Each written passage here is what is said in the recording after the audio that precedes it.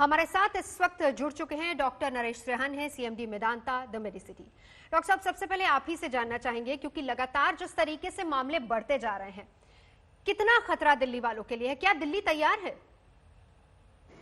देखिए कि ये चिंताजनक है कि आंकड़े बहुत बढ़ रहे हैं और इसके अंदर 3 चीजों की समझ होनी चाहिए हमें। एक तो सबसे पहली बात है कि जनता की लड़ाई है ये, और हम इसके पहरेदार हैं या हम आर्मी हैं जो लड़ रहे हैं, जो जो जो, जो बीमार हो रहे हैं उनकी चिकित्सा कर रहे हैं।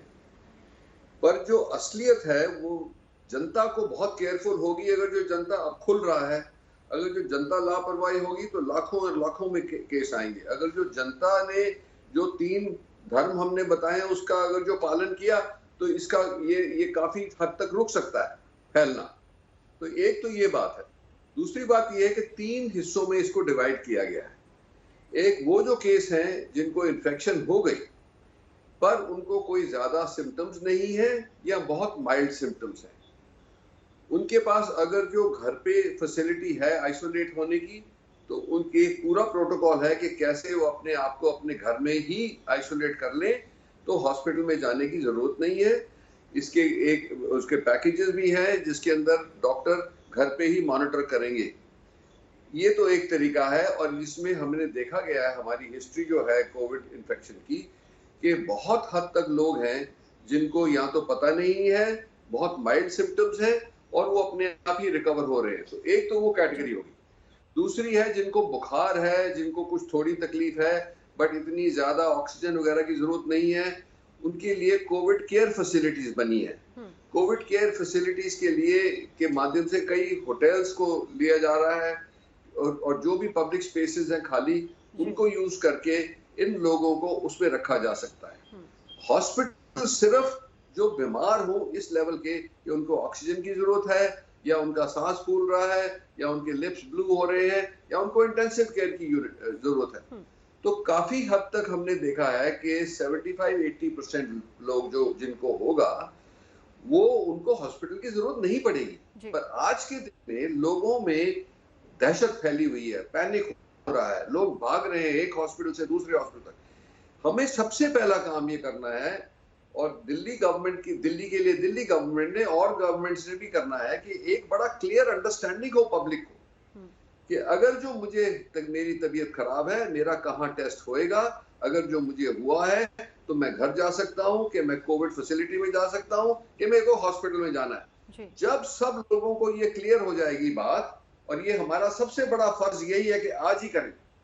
पर क्या हो रहा है कि आपस में ये जो झगड़ा हो रहा है कि ये प्राइवेट हॉस्पिटल, ये गवर्नमेंट हॉस्पिटल है, मुझे बेड नहीं मिल रहा। आंकड़े दिखा रहे हैं कि वो जो रोज दिल्ली गवर्नमेंट देती है कि 5000 बेड खाली हैं, 4000 बेड खाली हैं, पर लोगों को पता ही नहीं है। लोगों के कोई, तो इसका मतलब ये है कि जो हेल्पलाइंस है, जो कम्युनिकेशन है वो कंप्लीट नहीं है।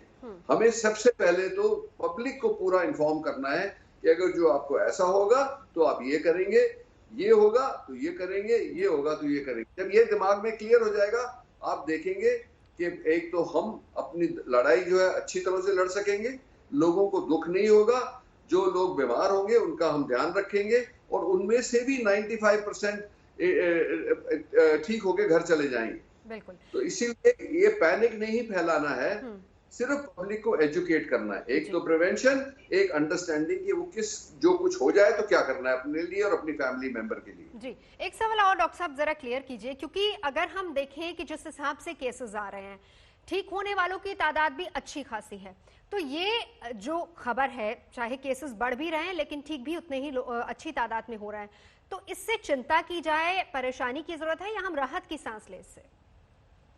नहीं, ये तो अच्छी बात है। यही मैं कह रहा था, ये तो अच्छी बात है। आंकड़े प्रूव कर रहे हैं कि लोग बेहतर हो रहे हैं और वो फिर इम्यून हो जाएंगे, जिसको कहते हैं इम्यूनिटी, हर्ड इम्यूनिटी उनको हो गई। जिनको हो गई तो 1 लाख से ज्यादा लोग निकल गए हैं जिनको हर्ड इम्यूनिटी हो गई। अब हिंदुस्तान की तादाद तो करोड़ों में है, 130 करोड़ है, तो जब तक ये ऐसा होगा तब तक तो बहुत टाइम लगेगा। पर हमें क्या करना है कि एकदम सारे बीमार हो जाएंगे अगर जो, तो ये सही बात है कि हमारे पास हॉस्पिटल बेड्स या और फैसिलिटीज इतनी नहीं है। तो हमारा सबसे बड़ा प्रयास कि इसको स्लो डाउन किया जाए, और ये सिर्फ पब्लिक कर सकती है। लॉकडाउन तो नहीं हो सकता अब, क्योंकि बहुत सारी तकलीफें पहुंची हैं लोगों को। तो इसीलिए ये लॉकडाउन की जगह पब्लिक को अपना कॉशियस रहना है, अपनी तरफ से पूरी एफर्ट करनी है कि उनको नहीं हो, उनकी फैमिली को नहीं हो, उनकी कम्युनिटी को नहीं हो। और उसके साथ साथ ये जो हॉस्पिटल की फैसिलिटीज हैं, जो दूसरी फैसिलिटीज मैंने आपको बताया, इसको मिला के हम इससे लड़ाई कर सकते हैं। दूसरी बात, ये हमने पहले ही सोचा था कि अगर जो दिल्ली में बहुत ज्यादा तादाद हो जाएगी, तो नोएडा, दिल्ली और गुरुग्राम को एक, और फरीदाबाद को एक टेंडम, ये एनसीआर जो है, इसमें हमें टेंडम काम करना पड़ेगा। हो सकता है कि बेड्स कहीं और की जरूरत हो दिल्ली निवासी को, हो सकता है कहीं से नर्सेज आनी पड़े, डॉक्टर आना पड़े। ये हमने पहले ही बात करी थी, पर ये एक कमांड बन जाना चाहिए जो एनसीआर के लिए हो। उसमें फिर दिल्ली, हरियाणा, यूपी का कोई भेदभाव नहीं हो। उसका ये काम है कि अगर जो ये संक्रमण इस लेवल पे पहुंचेगा कि पब्लिक को तकलीफ हो रही है, उस टाइम ये तू मैं बिल्कुल नहीं होनी चाहिए। हमें पूरी तैयारी होनी चाहिए। जैसे नेशनल डिजास्टर मैनेजमेंट अथॉरिटी है, वो बना ले एक कमांड, जॉइंट कमांड बना ले कि भाई इसको हम जब ये बढ़ती जाएगी, जैसे डिमांड बढ़ती जाएगी, हम ऑलरेडी तैयार है कि हमारे सारे एरिया में कहाँ फैसिलिटी है, कहाँ पेशेंट्स की सेवा करी जा सकती है, उनको कैसे ट्रांसपोर्ट करना है, कैसे एडमिशन होगी, कैसे सारा मैप चलेगा कि हमारे पास इतने बेड्स खाली हैं, प्राइवेट हो, गवर्नमेंट हो, ये इसका फिक्र नहीं करना है अगर जो ऐसी मुसीबत आएगी।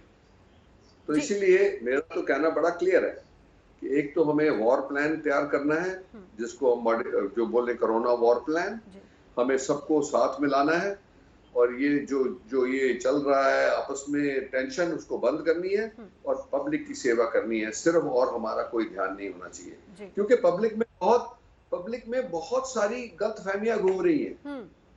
अब हम वेदांता जो दुनिया की सेवा कर रहा है इस लेवल तक, उसके अगेंस्ट भी लोग, एक लेडी वीडियो चला रही है, इतनी गलत बातें, इतनी उसको घबरा गई, क्या हुआ कुछ नहीं पता, पर इतनी गलत बातें, वो मेरे मुंह तो गालियां भी दे रही। किस लिए? हम 24 घंटे लगे हुए हैं। वो लोगों को इतनी गलत फहमी होगी, अपने दुख में औरों को गालियां दो, ये ठीक बात नहीं है। जी जी। डॉक्टर साहब, आने वाले दिनों में अगर हालात देखें कोरोना से, तो देश की किस तरह से नजर आता है? और खासतौर पर एक और सवाल कि दिल्ली को अगर हम मुंबई से कंपेयर करें तो हालात कैसे दिखते हैं? नहीं, हालात तो बहुत चिंताजनक हैं, बहुत चिंताजनक है। जिस स्पीड से बढ़ रहा है, मैं तो बता रहा हूँ कि हमें कितनी कॉल्स आती हैं, कितने लोगों को बेड नहीं मिल रहा। मैं तो बता रहा हूँ कि जो मैं वाकया बता रहा था, वो लेडी जो वायरल कर रही है अपना वीडियो, जिसको हमें थैंक यू करना चाहिए, उसके बेटे की जान बचाई हमने, और ऐसे ऐसी बातें निकलने लगी लोगों के दिमाग से, तो ये तो सारा गड़बड़ी हो जाएगा ना। तो हम तो डटे हुए हैं, हम तो किसी को बट ये बात जरूर है, आपको समझिए कि पब्लिक को भी अपनी रिस्पॉन्सिबिलिटी लेनी है कि हमें बचना है।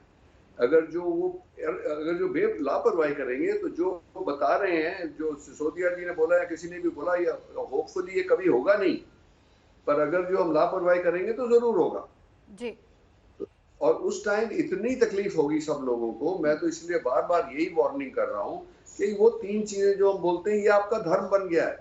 जब तक ये कोरोना फेड नहीं होता, इसका जो पावर है कम नहीं होती, हमें पूरा 24 घंटे चौकन्ना रहना है, अपने लिए, अपनी फैमिलीज के लिए, अपने बच्चों के लिए, अपने बुजुर्गों के लिए, और किसके लिए थोड़ा मांग रहे हैं। फिर भी लोग, मैं देखता हूँ, मास्क उतारे घूम रहे हैं, 4-4 जने इकट्ठे होके बातें कर रहे हैं। ये बिल्कुल लापरवाही है। मेरा अभी टेलीफोन आया, एक बुजुर्ग लोग हैं 90 इयर्स के, उसके ग्रैंड बच्चे उनसे मिलने आए, और ना ग्रैंडफादर ने पहनी है मास्क, ना उन ग्रैंड चिल्ड्रन ने पहनी। अब उनमें से वो 4 दिन के बाद वो बच्चा, ग्रैंड चाइल्ड जो है, वो उसका पॉजिटिव निकला है कोविड। अब ये 90 ईयर ओल्ड बेचारा तकलीफ में है कि भाई मुझे तो नहीं हो गया, मैं क्या करूं। ऐसी परेशानियां तो हमें फैलानी चाहिए नहीं। क्यों?